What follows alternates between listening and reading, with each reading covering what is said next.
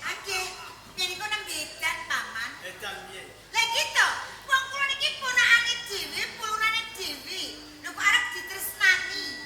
Yen iki edan tak lelo. Lel.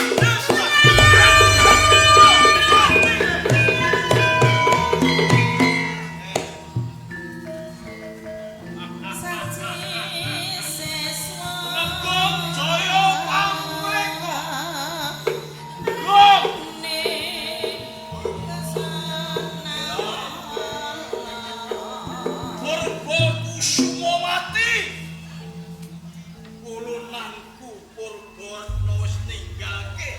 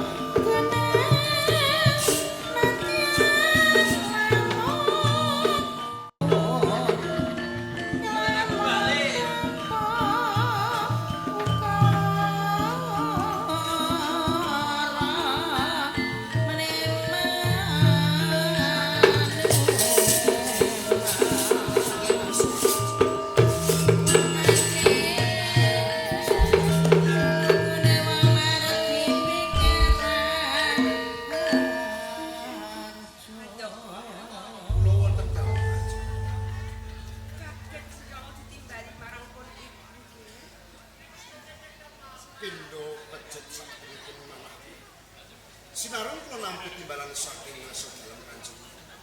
Ing semu wonten wigatos. Pancen ana bab sing bakal tak angen sliramu. Iki ngenani ramamu nggih. Ramamu Setya kuno. Perkawis Kanjeng Rama Setya. Pancen bener. Lajeng wonten perkawis menapa Kanjeng? Kudune sliramu rak wis to. Mindake ramamu kuwi lho. Putrane ki loro. Sliramu lan Legawa Kang Masmu. Kini apa ya nggih? Rumah ramamu ki bangsine bang siladan. Tansah dak siya lan Kang Masmu Legawa. Aku ngerti, aku rumangsani. Yen pancen Legawa rupane ala, ora kaya sliramu sing bagus. Ning sing kudune ya Handoko. Ramamu ora kena kaya ngono to nggih. Awit kita kepiye wae, Legawa kaya titise to Handoko. Estunipun boten sisip pangantikanipun Kanjeng. Ngenani dhateng pakartinipun Kanjeng Rama. Estunipun tuwuh tandha kutaken wonten salebetipun manah. Mongko menawi dipun kalih Kang Mas Legawa menika sampun cetha menawi titisipun piyambak. Nanging anggenipun ngupakara, anggenipun rumati dhateng Kang Mas Legawa tansah banci-banci. Jane rak kaya ngono to. Senajan Legawa iki ala dikaya ngopo rupane, dheweke ku titise. Semono uga aku. Senajan putraku Legawa rupane ngono. Aku kira beda-bedakake nggih. Anggonku kula wentah sliramu lan kakangmu Legawa. Ning beda lan ramamu. Kini apa dhek temindake kanthi kaya ngono ya nggih. Boten maipun. Menawi Kanjeng Ibu boten marinakaken perkawis. Jalaran sinaosa kados nundi Kang Mas Legawa menika titis panjenengan piyambak. Monggo sami-sami minta marang kanugrahan Gusti. Mbok menawi ing mangkenipun tumindakan pakartinipun Kanjeng Rama, anggenipun nate dhateng Kang Mas Legawa menika saged lahir musim batin lan boten tansah dipun beda-bedakaken. Muga-muga kebupatine ramamu supaya dheweke iki ra beda-bedake antarane kowe lan kangamu. Mbok menawi kados ngrasani kowe ngrasani Pancen mboten kula selaki kok ramane. Mboten kula selaki lan kula niki rasan-rasan. oh Kula. ngono ya Pripun? kowe rembukan aku mbok tinggal ya aku kuwi kepala rumah tangga lho kowe rembukan karo anakmu kok aku mbok tinggal kowe wong wedok cap apa ngono Jenengan kepengin mangertosi kula rembakan menapa kan? Aku takon urung kok jawab kok. Jawaban tekan dindi. Kowe kuwi bojone Patih. Injih kula pun ngertos kula iki garwane Patih. Kowe kondange Bupati. Patih. Mergo kowe bojoku. Bojone Patih. Aku kuwi piyayi nomor 2 ana ing Galuh Pakuwon. Injih Kang Mas. Ingkang minulya Patih Setya Guna. Aja Setya Budaya lho. Setya Guna. Kowe Bupati Patih Setya Guna. Kowe putraku. Pangeran Nyanyi. Raden Mas Handoko. Enten mulai setunggal putra panjenengan lho. Sapa? Legawa menika rak putra panjenengan. Aku ora duwe anak Legawa. Lho, kok ngaten lho pangandikan. Mergo Legawa rupane kaya bekecot moncrot. Lho ramane ya mun kados ngaten to. Aku ora sudi duwe anak Legawa. Ngisini. Ngisini. Ngisi pripun lho. Kasih bener. Ngisi. Kaya sithik ya kok gugat. Lan sep Kelaya. ramane. Ana apa, Dik? Ampun kados ngaten Ji. Lah piye? Panjenengan ki tiyang sepuh. Boten pantes, boten trep. Lamun panjenengan ki beda-bedakaken antaranipun Legawa kaliyan Handoko menika. Kowe aja nyalahno aku. Kok boten salah nyalahke panjenengan nyalahke sinten Jobi? Dulu kowe kleru ning awak dhewe. Kok saged nglepati kula ramane? Mergo kowe kuwi sing gembol karo legawa. Oh ngaten. Nyatane Handaka baguse uleng-ulengan. Kaya Janaka menek klopo. Nun sewu jiramane. Apa? Kula menika ingkang gembol kang ngandhut legawa. Eh. Nek yang setor material sinten? Ya aku sing setor. Aja menyang setor material kirang jangkep kok. Mulane raine njur kados ngaten. Ora iso. Sito. Nyatane Handaka apik. Lah menika rak jangkep jenengan sesetar. Tibane legawa. Rupane kaya barongan bubar. Iki biyen kowe keliru nggonmu nyidam. Jam napa Kang Mas? Kowe mesti meter legawa nyidam barongan. Jenengan iki lho. Aneh-aneh. Kang Mas. Kowe ora usah rebuk, ora usah dobelani. Nek kowe belani legawa, ateges kowe wani manjai dawuh.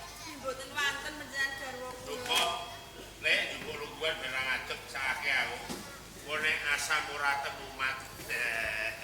Asem mukdo taruna mboten gawe samurat. Ngene. Aku rene iki kepengin kandha karo kowe karo anakmu Antung. Kawis menapa napa? Kowe bakal tak jak ngrencet. Lancar. Iya no. Wonten pundi ramane? Tidak turni. Turni wonten pundi ngaten lho. Ning negara Galuh Pakuwon. Oh, wonten kraton Galuh Pakuwon. Iya no. Rusane turni Aku wonten kepengin mamerno anakku Handok. Rusanipun sinuwun. Lho iya no.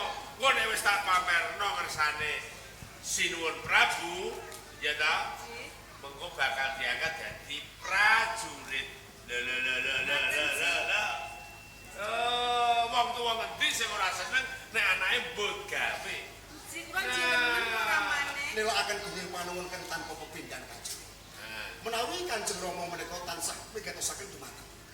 Nanging sampun ngantos kesepen menawi tindak wonten ing Galuh Pakuwon. Ya. Kang Mas Legawa menika ugi Oh, dipun kanthi nji legawa. Piye? Dipun kanthi legawa. Legawa. Nji. Legawa dijak. Nggih to Kanjeng Rama. Tidak bisa. Lho, Lho, menika putra panjenengan lho ramane. Wes ora urusan, aku ora butuh duwe anak legawa. Iki janji mengko perkara iki bocor. Legawa krungu kok nganti melu ning Galuh Pakuwon, kowe sing tak rumputi. Wes pokoke aja nganti perkara iki tok buka. Ngerti legawa? Titeni. Dateno. Inji ramane. Aku tak toto-toto sik. Ji. Kowe ya toto-toto. Inggih. Tenan lho. Inggih ramane. Wah, gerang ngestoke damuku tak pidono. Lho kula garwa panjenengan. Ora urusan ah garwa anak putra nek ora mancai dawuhe wong tuwa aja takut dosa. Inji ramane. Galeno tenan. Nggih. Angger ngapusi tetek lakan. Ulungane jeh dhewe kok wis kan. Panjenengan ngaten kok. Tenan. Inggih. Kateno. Sopo to biyen? Sopo ramamu kok mentolo kaya ngono piye? Ora belas babar pisan marang ngadamu. menika laras Kanjeng. Kula piyambak ugi gumun menawi Kanjeng Rama menika tansah manci-mancilaken Kang Mas Legawa. Lho, Kang Mas. Lho nggih. Kang Mas Legawa. Gawa. Napa to, Dik? Kondi to. Sampeyan ki jane kondi to, Kang? Wiwit isuk nganti tekan Beduk Surya. Tak goleki ngalor ngidul ngetan ngulon. Kok babar pisan ora ketemu kelawan sampean lho, Kang. Kondi wae sing Nek dolan iki mbok yo aja sing adoh. Dolan sing cedak-cedak wae. Adimu bingung golek sliramu lho, Nggih. Ora entuk mulih karo Rama. Ora usah gatek ramamu. Aku konangan wedhus. Ya kebangetan Aku kon turu ning kandang wedhus. Nggih, Mbak. Dadi sampean iki kon angon wedhus karo Kanjeng Rama. Turumu ning kandang wedhus.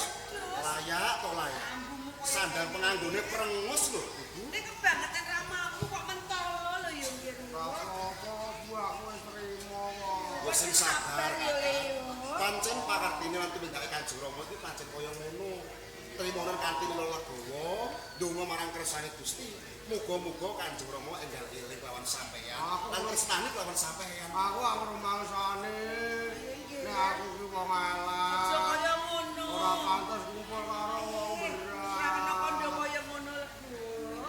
Najan sliramu ki ora. Nek iki tetep putrane ibu kok nggih. Bener lho, Kakak. Pati. Aja nganti sampean iki cilik ati. Aku ora beda-bedaki. Wis. Anu nggih. Kowe tak salini sandangan sing apik nggih lho. Kok nderek tindak ning galuh kakuwon. Sandangane sampean iki wis reget, ambune prengus. Kowe becik sampean salib, mengko bareng-bareng tumapuk ana ing katon pakuwon.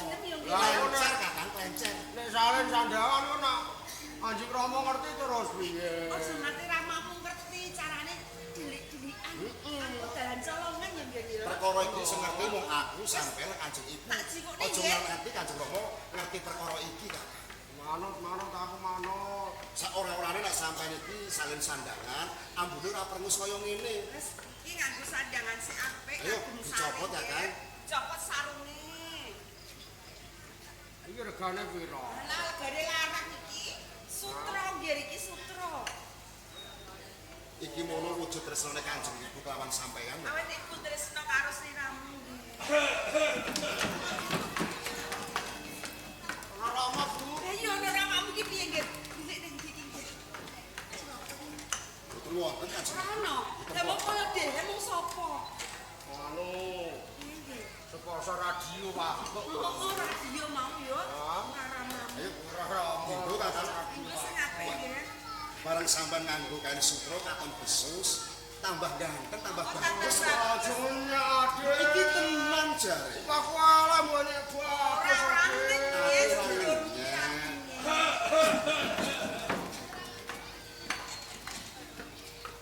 Kanjeng Ibu. Iki radione sapa Kanjeng Rama. Ora mau iki piye? Piye njogo iki ramamu ya? Nanti ngerti piye nggih? Ora usah kuwatir kan.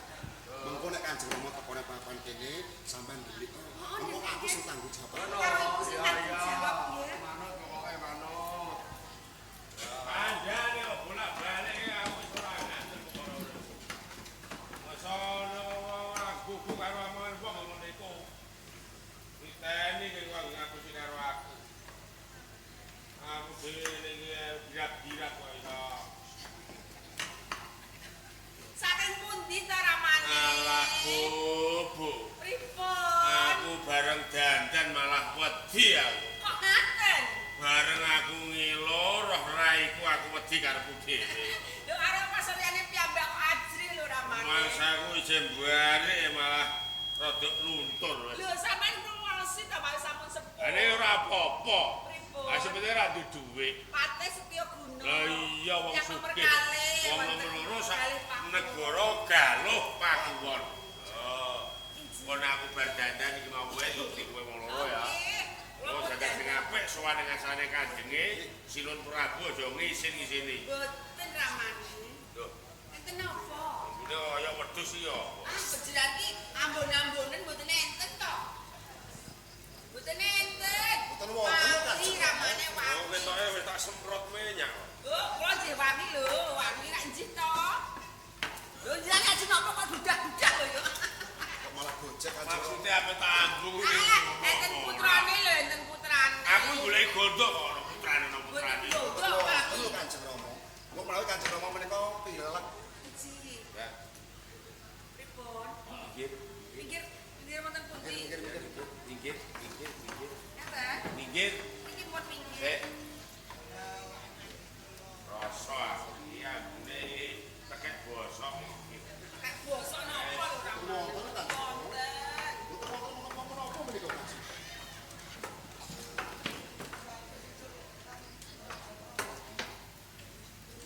Yo. Lah dalah. Iki dak weanam legawa iki. Ya ta ora? Nggih. Nggih ra wangi lho. Kok iso ngene iki mau Nek ngono kowe ngapusi karo aku legawa teko rene iki mau. Boten, boten ramane boten. Tenan? Saestu boten wonten. Sumpah Sumpah. di sekseni danyang kene. Nggih. Kata-kata badangan. Kata bacanya. Matamu lho iso. Boten wonten saestu menika Kanjeng. Nah. Saestu boten wonten. Estu, anak kula legawa mriki napa mboten mau? Dosa lho sampean dosa lho. Dosa lho. Sampeyan iki wong kaum lho, ampun ngapusi lho. Dosa. Wong dosa kejegur neraka. Mau mriki napa mboten? Boten. Waduh ngono ya apik tenan iki jujur. Karo anti boten wonten menika Kanjeng. Tenan ya. Mangsara kok iso rene. Piye Dur kok iso rene Iku ngopi? bawa teng Jawi, katut angin mabur, dumugi wonten ing dalan kepati. Keterangan. Mlebu rene. Nggih Kanjeng Rama. Lah terus nggih. Wah, apik. Jujur ya.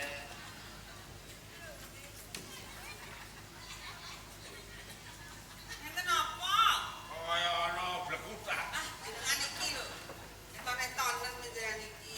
Aku gede tuwek nek mbok apusi masalah. Boten kok. Aku roh karepku. Diteni nggih. Kecekel. Awas kowe.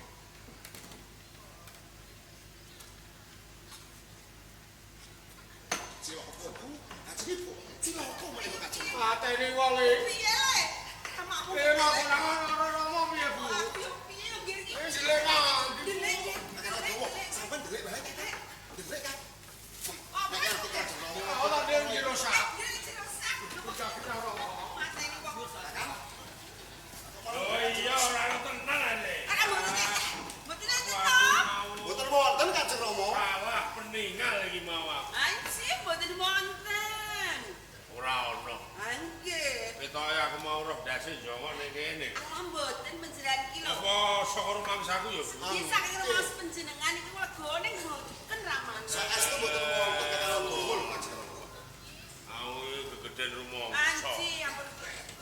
Yo nek pancen kowe ora ngapusi ora apa. Golek. Lho, nek kaya wedhus, aku eling ambu ngene iki.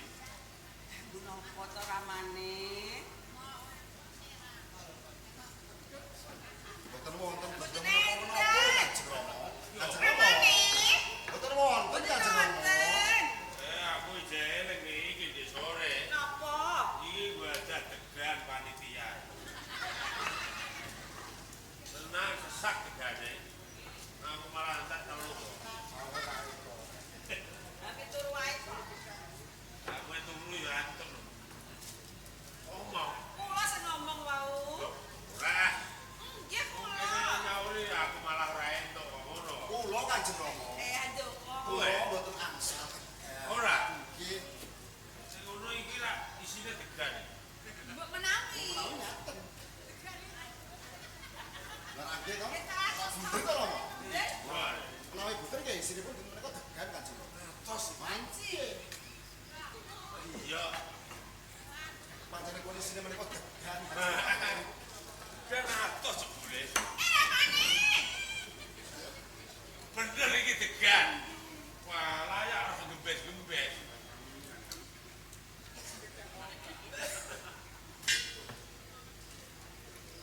Apa malah gembes?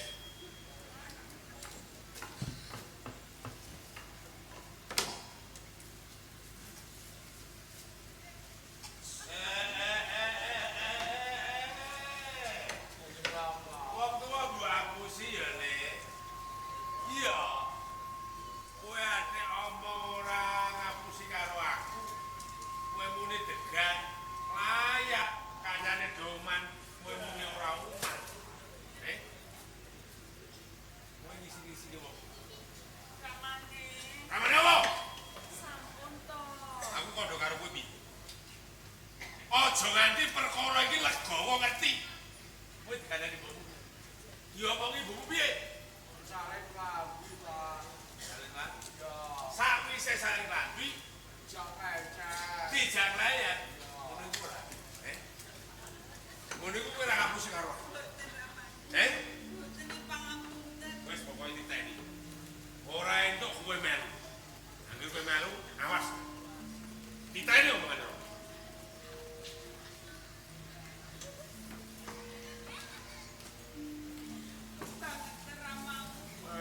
Atus pundi kula Kanjeng Rama. Ojo nangare kaya ngono. Kanjeng. Muga-muga matine sampun mledek. Kok ampun ngaten to Kanjeng. Ana-ana dhewe ora. Sing sabar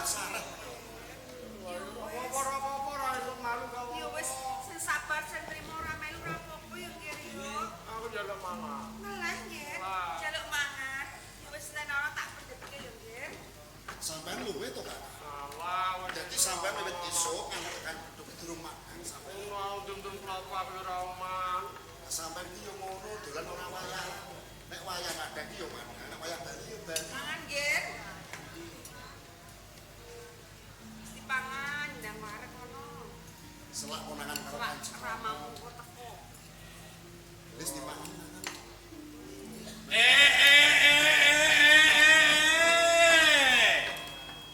Aku bomah arep golek tampar tak nggo nyanjang kowe, malah kowe njaluk mangan boem. Ramane. Kanjeng Rama. Aku dhewe urung mangan kok kowe nyisani karo wong tuwa. Ramane niku. Wih. Sampeyan ramane.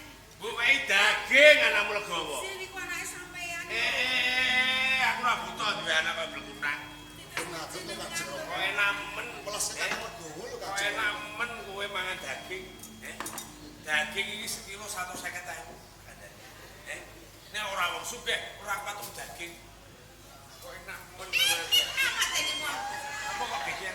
Jadi kok jadi ketek mriku. Aku geger apa daging-daging dhewe? Ambune niku lek Mas. Ambune piye? Ambune mengke prengus. Prengus lah aku dhewe. Mati lak tempo lho yo. Pengen mangan.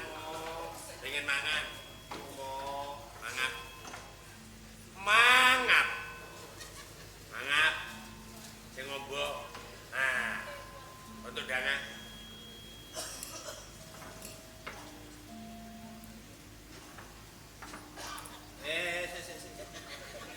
Kanjeng Rama.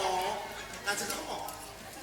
Aku ngaten to Kanjeng Rama. Lah kok nyimut kok enak. Welas tekan legowo lho Kanjeng Kok Rama. meneng ae. Meneng. Tenang pengen mangan. Mangan. Ramane ampun kados ngaten kersane mangan dhewe. Ramane. Kanjeng Rama. Pengen mangan.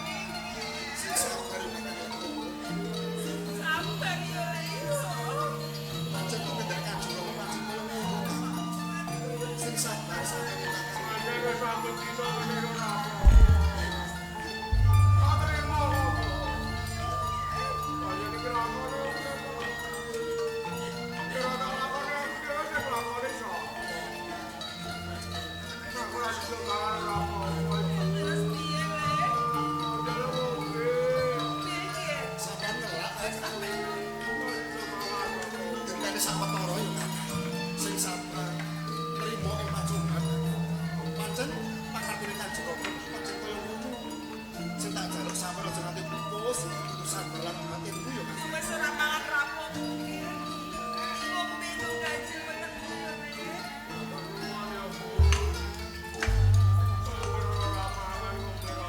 Wis ora apa-apa ngombe banyu-banyu ya ora apa-apa nggih. Ramane. Enak ya. Bar mangan karep ngombe. Tak ngono ah. Banyu iki ora terus iki ditenagani. Iki ora digodhog, ora dadi banyu ngombe. Kok enak men. Kowe pengen ngombe. Tenan. Tak cukono. Ojo iki. Ora akeh. Ngombe karo banyu ae yo. Yo kan. Banget temen. Saya itu bedak makan Kanjeng Rama lho. Banyu ae kok anake ngombe kok ora itu.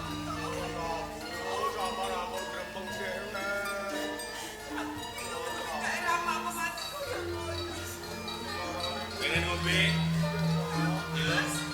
Kamas. Sampun kados ngaten. Kanjeng Rama. Kanjeng Rama. Kanjeng Rama.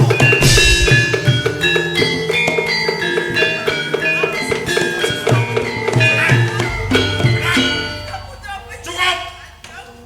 Meneng ora?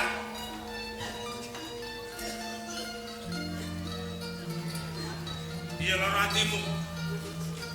Nek loro atimu iki musuh. Aku wis pola-pola ora sudi duwe anak kowe. Aku kuwi pepatih piyayi nomor 2 ing Galpakmur. Piye saurku pilane para kawula ing Galpakmur? ing atase Patesta Kuna duwe anak rupane ora gagah kaya kowe. Namane sapa? Cukup. Menang cukup. Legowo. Nek lara atimu kowe ora trimo arep apa? Kowe ora bocah cilik meneh. Suwe nggonku mupukara karo kowe kula meneh karo. Nek ora bateni malah rugi ya. Banget ya sampean. Kok kebangetan? Banget ya anak kene mentolo. Nggih. Kowe iso ngomong ngono. Kowe anak mentolo. Cukup banget. Mama aku kan pilih rati lahir ora apa-apa, Mo. Timbang aku lahir jadi kasihan sekali.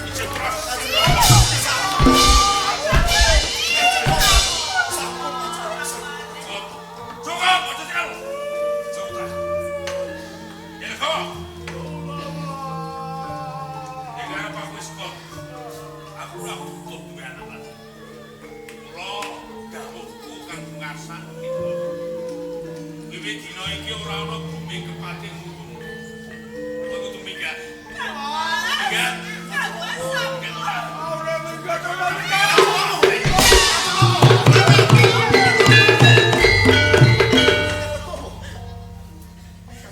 Mas Mega Putra panjenengan Kang Mas. Kene mrene kok jatah kelakon tolo kanjeng. Panjenengan menika Kang Mas Bates. Masa kedatang kakang Legowo. Cukup, rasa dirembuk. Mendel, tunggu.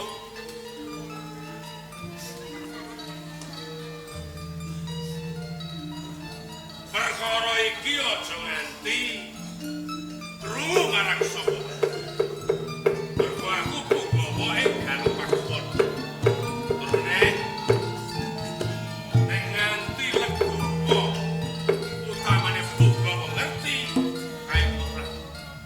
Saya isin. Iso nyemben mati ora? Iso nyemben mati ora? Ane kowe iso nyemben mati, kowe manut karo aku, uripmu bakal kepenak. Wis perkara Legowo ora usah dipikir. Tan rumah mesti modiar. Ya, saiki kowe ndang toto-toto nderek aku sowan ana ing Galupakon. Kayanamu diganti. Jas toto-toto rambung barengan sowan ing Galupakon.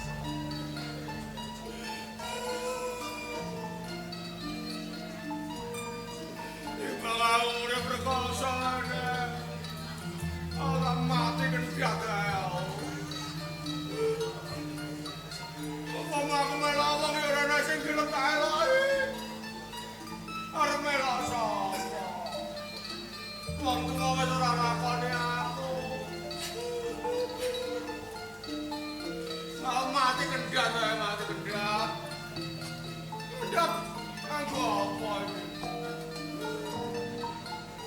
Sing sebut yang mati ki lha apa ya? Ya ana gadung ning kene.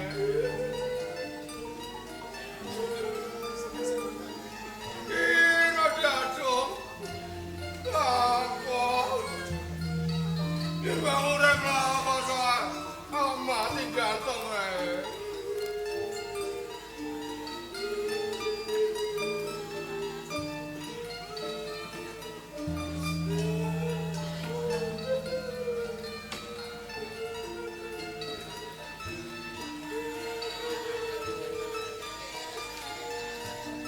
Mbak, adik, aku pamit mati ya, Mbak. Aja mbok gondeli, aku tak pamit mati, Mbak. Ora mati-mati.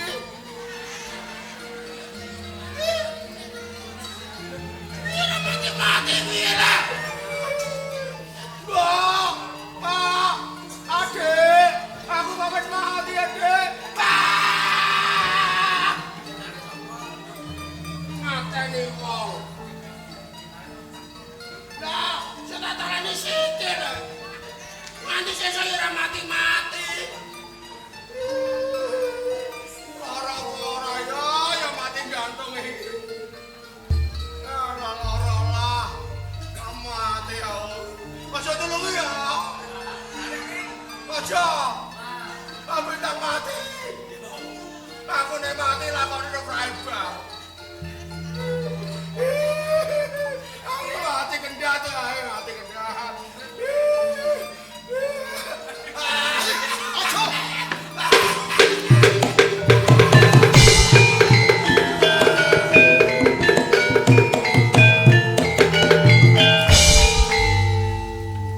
Arep tumindak opo? Arep mati aku. Mati. Mati. Arep ngendap. Kendat.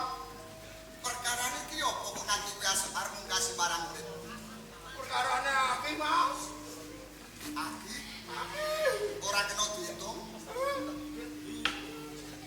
Jenengmu ki sapa? Aku legowo. Legowo. Ya. Kowe iki wong saka ngendi? Aku ya wong saka segala. Iku aja celometan lho. Heeh. Galuh Pakuwon. Iya. Wong saka Galuh Pakuwon. Kowe durung ngerti sapa aku. Sampai sapa? Aku Pangeran Adiwarna. Putra ing Galuh Pakuwon. Putra Galuh Pakuwon. Yen kowe kandha Galuh Pakuwon, yen kaya ngono kowe kalebu putrane Nayaka Praja Galuh Pakuwon. Aku padha ora ya. Luwe becik kowe bloko wae. Ya Rama. Ora kandha aku ngapusi. Luwe becik Prasaja.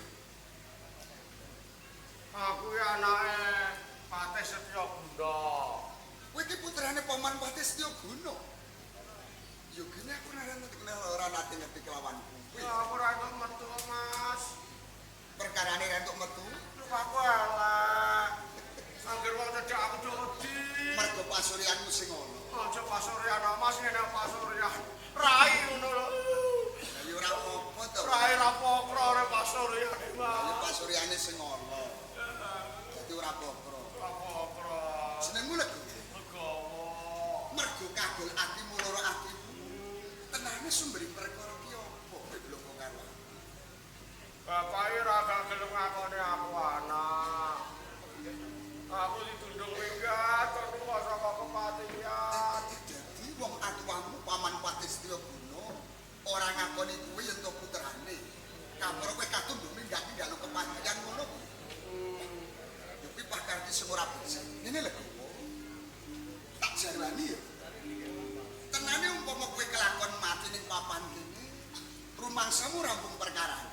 Iki durung lho. Durung to, Mas. Yen to kelakon nyawa pisak lan ragamu, sopamu bakal kelamberan. Kaya dene peksi utawa manuk sing mabur tan ansuk ora entuk panculokan. Kelamberangan. Ora ngerti papan dulu, ora apa-apa ora malah rekoso. Sepenane donya. Lho yo isih penane ndi. Ana saka jagung ya. Lan meneh mati ki putrane kapirang ana telu. Mati Madya, Mati Utama lan Mati Nesta. Dinten kowe kono lan utawa. Mati Madya kuwi mati sing wis pinesti dening Gusti Kang Akarya Jagat. Yen to Gusti kersake mati tuwa ya pantes, enom pantes, cilik pantes, gedhe uga pantes. Mergo kabeh wis pinesti dening Gusti. Kuwi Mati Madya. Mati Utama. Mati Utama kuwi matine prajurit sing depane bumi utang rakyat. Nyawa pisah lan raga. Ning percaya kuwandane utawa ragane bakal gilang-gilang depane bumi at seperti itu. Matine prajurit pinangka dadi pahlawaning bangsa. Mati Nesta. Mati Nesta ki mati sing ora dikersake dening Gusti Kang Akarya Jagat. Tulandane daya dening ngendhat sudut salira utawa lampus diri. Kaya dening sing arep lakoni iki. Ora sudah mati aku mau aku. Lah iya iki kan mati Nesta. Mati sing ora becik. Iki ngene lho. Senajan to parapanmu ala sing kaya ngene, mungguhku ora ana beda. Sampe gak wedi. Ya kenapa kok dadak wedi? Ajining raga iki saka Bisana. Nanging ajining diri iki saka lati lan bakal. Sing dipiji ora sandang penganggone, nanging ati. Lan tindak tanduk. Najan to elek nek tindak tanduk apik. Kuwi yo apik. Wong akeh sing seneng ya. Ya ora ngono aku. Supaya ngatepke marang atimu. Ya. Ora tidur-tidur meneh nggonmu urip ing jagat sekawinan supaya ora rumangsa urip dhewean ning papan kene aku janji yen to wektu dina iki legowo bakal tak angkat pinangka mitraku.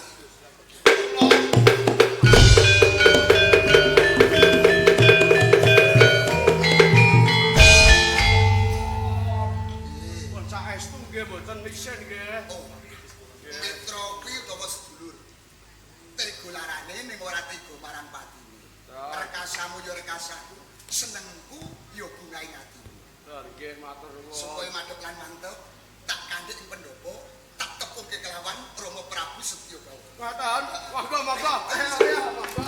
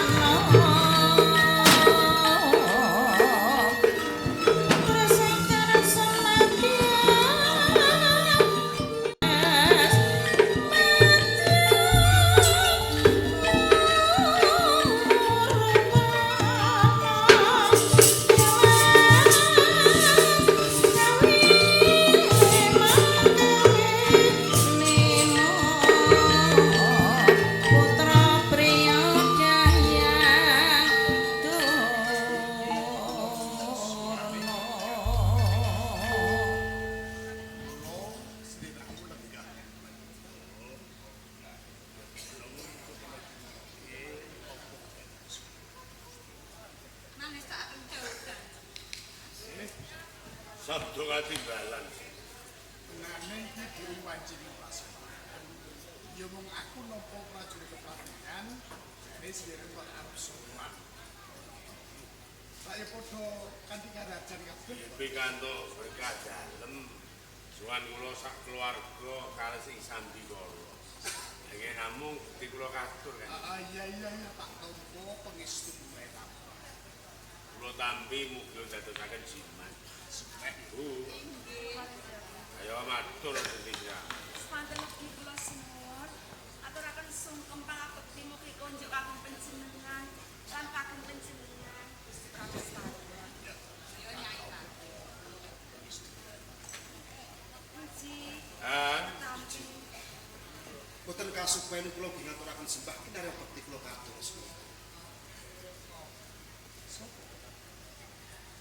Boten dalem sewu. Menika ora putra kula. Anake bojo kula. Iya. Jenenge sapa? Menika Raden Mas Handoko. Laras. Gawe mameng ati iki nggonmu ngaturke bekti tak tampa mung puja astuti kuwe tampan ana. Sangat anggen kula mundi mugi dadosaken teguh kayonan kula. Saiki tak wene lilah. Saiki kowe kandha matura apa kok nganti sowan sak ujung.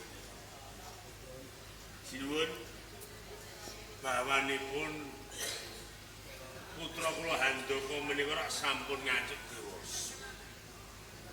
Piyambakipun bekti dhateng tiyang sepuh. Panggadang kula boten namung bekti dhateng tiyang sepuh, ugi saged piguna dhateng nusa lan bangsa langkung agama. Jenenge kuwi pitutur kang becik piwulang ing adiwung tumrap. Kok kaya anake prajurit Ngaten bisa nulat marang pakarti ning wong tuwa. ingkang menika sinuwun wong menika rak anak kula tunggal. Kula niku mung siji niki anak kula kadang-kadang saged mikul dhuwur mendem jero dhateng tiyang sepuh. Lho kok ora tambah siji apa pira? Iya setunggal mawon mohon repot niki gune pun kualahan.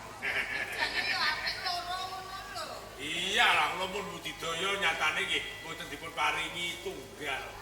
Mun niki mawon kula pun marem Gusti. Andoko Ijih Handaka. Andoko. Paring dalu kula. Kowe ning dalem patian kulinane sinau bab apa? Jumbuh dateng sedaya pangantikanipun Kanjeng Rama. Pinten saha dalu kula menika tansah budidaya. Gegulang ulah sampeyan ngreh kagungan. Tuladanipun tata kaprajuritan. Nek wis kapethok sinaune aja lali. Reksane lan jaganen jenenge wong tuamu. Mergo wong tuamu ki wakilku. Ya gonjoe rasu.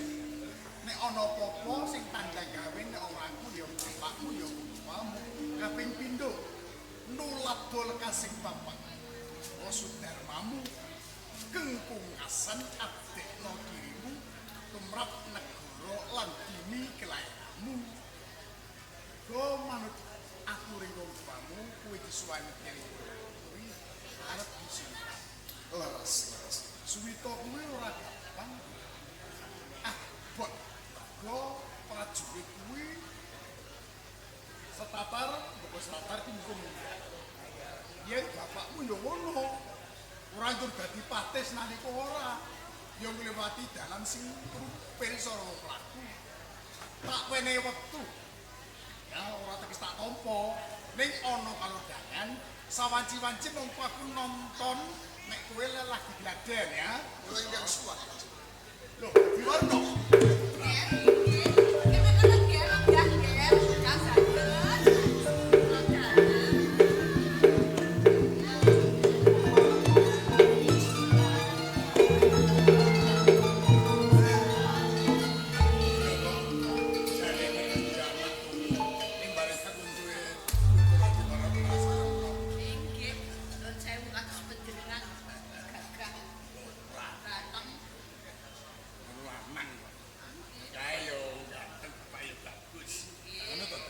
Nggih mboten kula selani.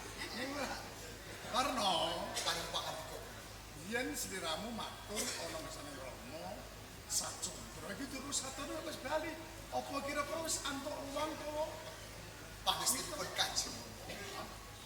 Anggen kula mundhi dawuh supados nalika tanggesanipun para kawula, muwur lan kawur. Kawula sakmenika kula sampun manggihaken pawuhan pinangka dados mitra kula. Mitra kuwi ora gampang tibaning pangucap. Mitra kuwi bisa tanggung jawab marang bendara. Apa kira-kira kowe percaya marang mitramu? Pun sampun pitados lan mitra kula. Besok tawon manut panunggaling Rama, kowe kudu nek abdi ning aja mbak abdi kuwi buruh ya. Abdi kuwi kang reksa marang uripmu. Kang ngaliti marang samubarang apa sing tok tandangi. Ya. Nek kowe wis percaya, Rama lan ibumu garing Sumarang. Lah saiki ambek dikane sowan. Tasih wonten ing Jawa. Ayo digoreng. Iya nggih. Oh. Oh. Saya. Oh. Mari ya piye. Oh. Kaya ora bocah bareng to.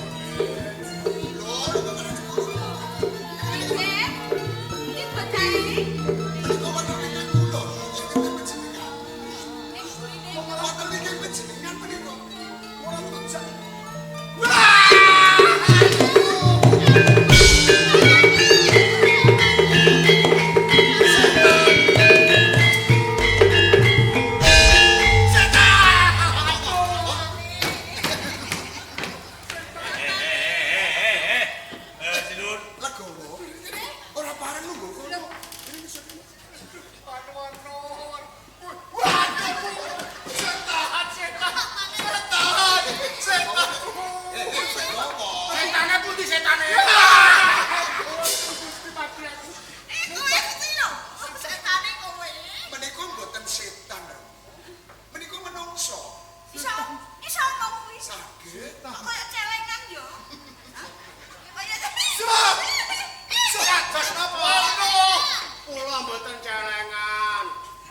biasa.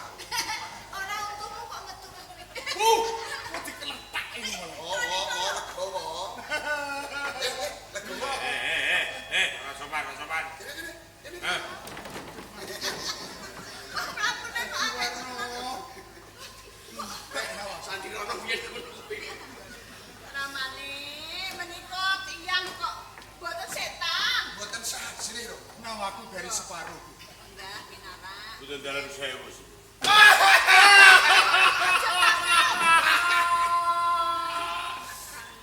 Ramane.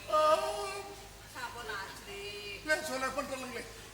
Dinglok ring, dinglok. Kersa pinarak lho. Menang, kowe menang. Enggak. Wis temu-temu ngene. Ojo bah ya, ojo bah. Menang bae. Sinuwun Prabu, Piye? jeng pangeran Hadiwarna menika atmaja panjenengan. Iya. Cara tembung mentareng menika putra mahkota. Injih kok gadah ruwang kok wujude kaya ula. Kaya peketet. Ngono ya. Biyen aku nate jawab. Ruwang aja pilih-pilih. Paton kowe percaya, ala kaya ngopo? Kuwi tak tampa ya tak. Nanging menika kesangetan jeng pangeran, cobi to jeng pangeran. Kok patos ruwang ingkang setatar kalih panjenengan. Aku nyawangi malah wedi jan. Lah nggih. Niki kepiye wong putraku ya percaya. Malah apik iki. Timbang wong sing bagus ning mengko bendarane lunga malah ngentekke bondo nang ngene iki ya jujur. Kalau mangkane bocah modele ngeten iki mbebayani tumrap negara. Sing kula sawang niku mboten ragan. Aku ora ngawang lho, Le. Kula Nyawaku deg-degan aku. sing kula sawang menika mboten badang sasyukurakanipun ingkang parapanipun ala kang tanpa rupa ngaten. Nanging tulus ati. Sik, jeneng kowe matur tulus mesti kowe ngerti lelakone bocah kowe lan budi pakertine. Kula ngertos. Kok kowe ngarani tulus apa senawung suwe? Sampun Piye-piye? jalaran menika yektinipun tasih putranipun Nayaka ing garupangipun.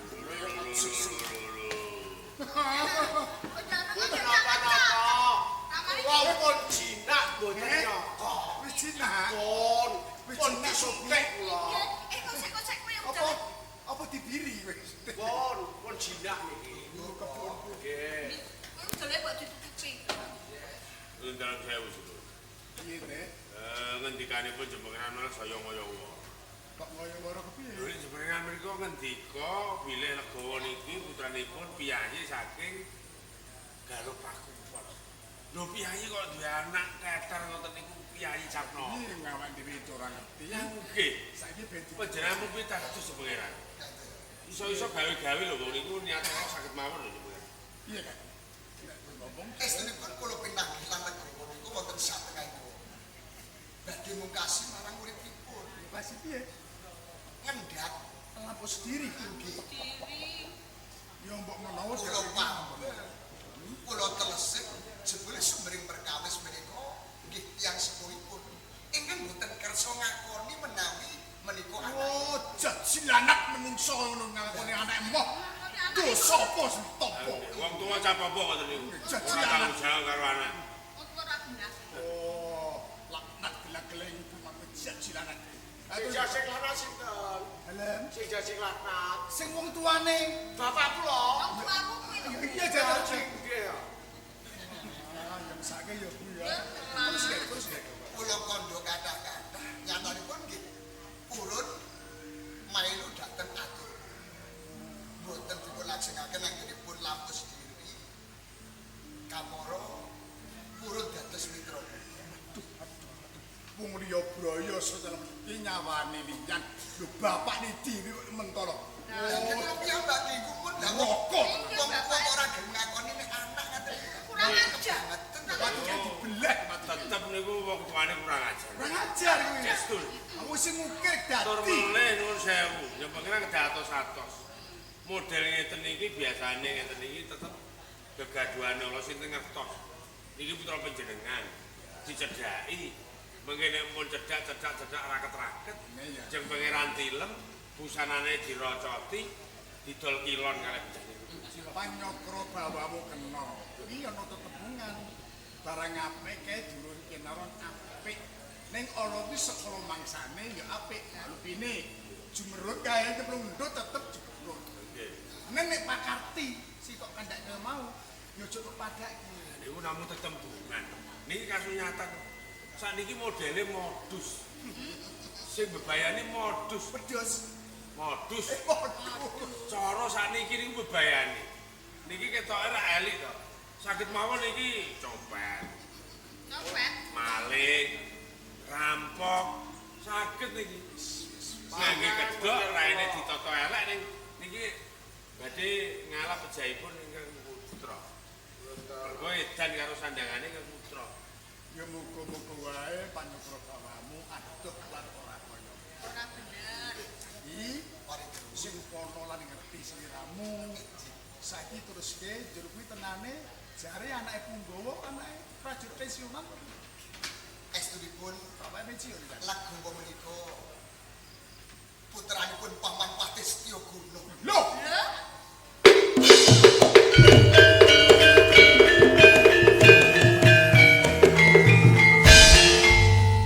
aku kaget isih kuwur. Kuwi aja ngolo-ngolo paman. Mboten Aja percaya karo kandhane barongan eleke. Kuwi tenan. saestu Pino, lagu Sampun, penyanyi kok ajrih nggih aku nyatet. sing karo untune. Jenengmu sapa le? Jenengmu lagu Lego. Saiki kowe bloko jujur. Manut ature putraku kunjuk marang ingsun, apa bener kowe anake Patih Setyo Gunung? Nggih pancen leres kula putranipun Kanjeng Rama Setyo Gunung. Kula anak barep. Lah iki sapa? Raden Andaka niku adik kula. Piye ndoko? Mengirim. Sinuwun. Panjenengan dangu Legawa. Legawa kandha nek anake Patih Setyo Gunung. Moko Setyo Gunung kula. Bener. Nggih ta? Saged mawon. Kula iso dadi Legawa. Aku iki lho, anake Petinggi Ngablak iso mawon. Aku iki lho, anake Camat Ayu saged mawon. Sakniki niku modele modus. Ngawu-ngawu. Lah nggih ngawur-ngawur. Anjing Bedi iki modus. Yo. Moduse bapak ora gelem ngakoni anak. Bener. Nggih ta? Niki pun ketok. Nek pane ora gelem ngakoni anak. Nah aja. Lah nggih. Iki modus to kuwi. Lah nggih, dheweke ora diakoni pakane kok ngaku-ngaku kula niku diaku pakane. Ora diakoni ora gelem ngakoni. Mboten nuwun sewu.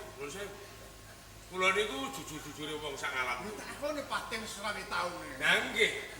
Ing ajeng kula ora sampun matur. Kula niku gadah putra mung siji. Lah nduk. Kula mboten gadah putra sanes-sanes. Nggih mboten gadah dulur. Nek mboten pitados, monggo kula aturi dangu kalih garwa kula, kalih putra kula. Saiki tak baju Ndoko lan Nyai Patih Puji sinuwun. dimen padang sidem lelakon iki lan mesake bocah kae. Iki tenane sapa? Apa bener iki anakmu, anake Patih ya bojomu? Napa? Mboten sinuwun.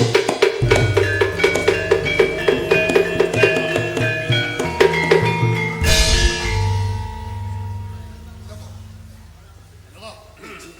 Bener iki dulurmu. loko wae Kae dulurmu. loko wae Kalau kok mbok mboten seno Dulur. Malah nata sak negara ora bingung kaya ngene. Sing kae ngaku nek Patih ngono, kuwi yo ngono. Sedulur ora kae malah boten. Kuwi tenane piye? Kula anake niki le. Aja nyedak aku. Anake niki le.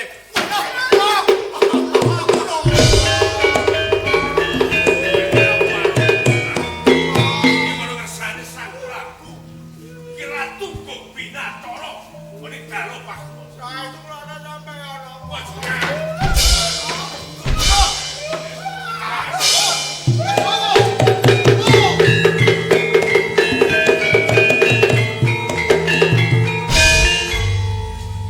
Androno wong sugih diaku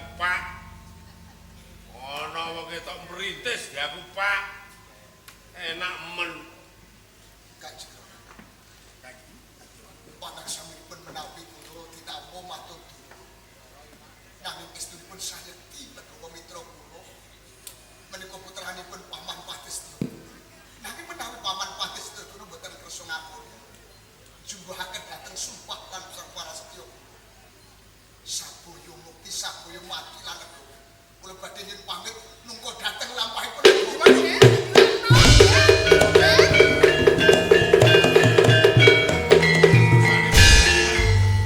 Sewu sinuwun. Pangapunten sakderengipun. Biar ngopo. Sampun lepat.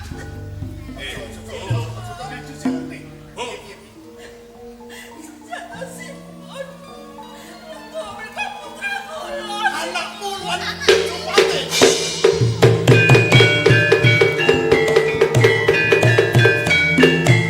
Kok bener? Menika leres sinuwun Prabu. Kasedulurmu. Menika kadang kula Kang Mas Lego. Ngantos kula menika goro. Awit kula menika kalih pangaosanipun Kanjeng Rama. Pangaksanipun sembah. Ya ya. Apun. Kuwi iki ibarate kendi cangking tokong cangking perkarane ora bisa kuwi. Sedar bojomu nek campur iki kok.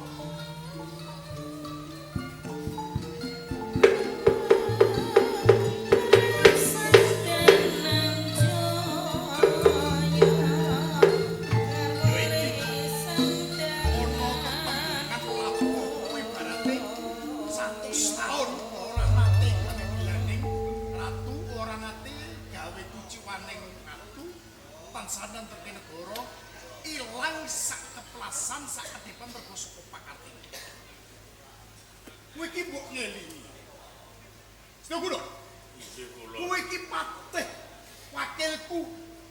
Mongko yen kowe sesora pitutur marang kawula cilik tresnanono keluargamu luwe-luwe anak bojomu nek perlu Tanapati lah kowe bisa ngucap ning ora bisa nglakoni kowe dak sia marang anakmu aku ngerti dupe anakmu ala tanpa rupa kaya ngono kae njur kowe sia-sia ngono Nggih.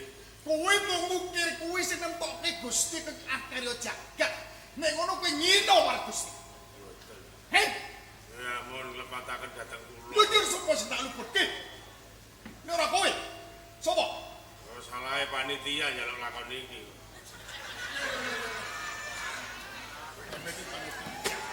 Ya bekerjane berbab kayak ini iki. Mergo sapa kelakane ngopo. Kuwi nek Sakit ramane. Wis kowe aja mbalang lor bojomu iku salah. sesuk pegatan. Kata nyepe dadi rondo ora apa-apa ya le yo. Ngono kuwi entekane. Ya ngono. Bisa. Pindho ping 3. Nek tok teruske bakal ngombe wara temen. Aku mundhut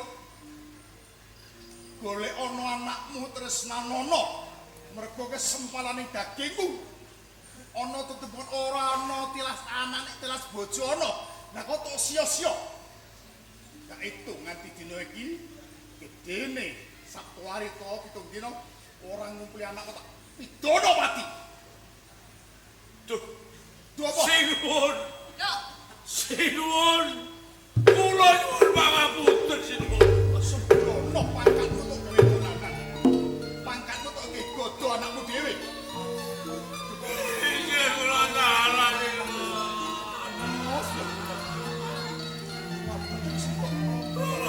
Lepas sinuwun. Ampun ngantos pojok palungguhan kula. Kula taksih kepengin makarya wonten ing kraton Kalopak. Godhong jangan sendiri. Iki kula sinuwun. Nek ngono kuwi sing ngelingi lan iman marang Allah. Basane cuma itu. Umpangan tak kapti. Tak ada mau mergondi anak Allah kira ngakoni. Iki kula salah. Tak agem. Salah. Kaluput. Nek nggak berluput kayak kok. Udah makan dia mau buka sapi. Kowe bisa golek anak. Saat balu bebarengan. Kowe yang punya anak. Masuk kali ini. Bu. Aku jaluk ngapura ya. Ayo ngapura orang ya. Aku jaluk ngapura.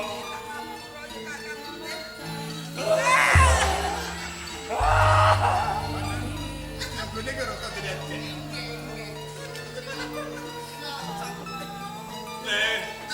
Bapak jaluk ngapura, bapak salah. Bapak kleru. Aja nulat. Budi pakerti kengolo kaya dene bapak. Senajan to duwe putra lo. Nanging kuwi tetep titisku. Kowe kudu jaluk ngapura kabeh ora pangersa. Ben ora nulat kowe.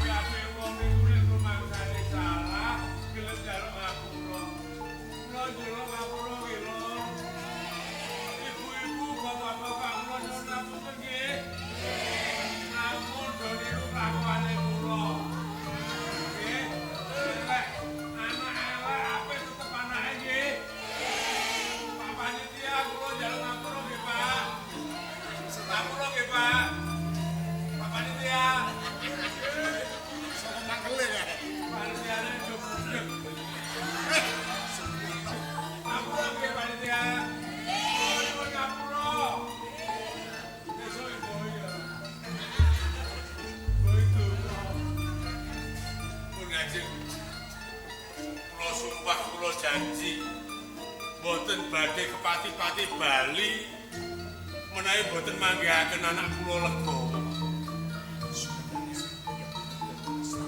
Bu, Nek, ayo melu bapak goleki anakmu lan goleki kakang Yon. Paring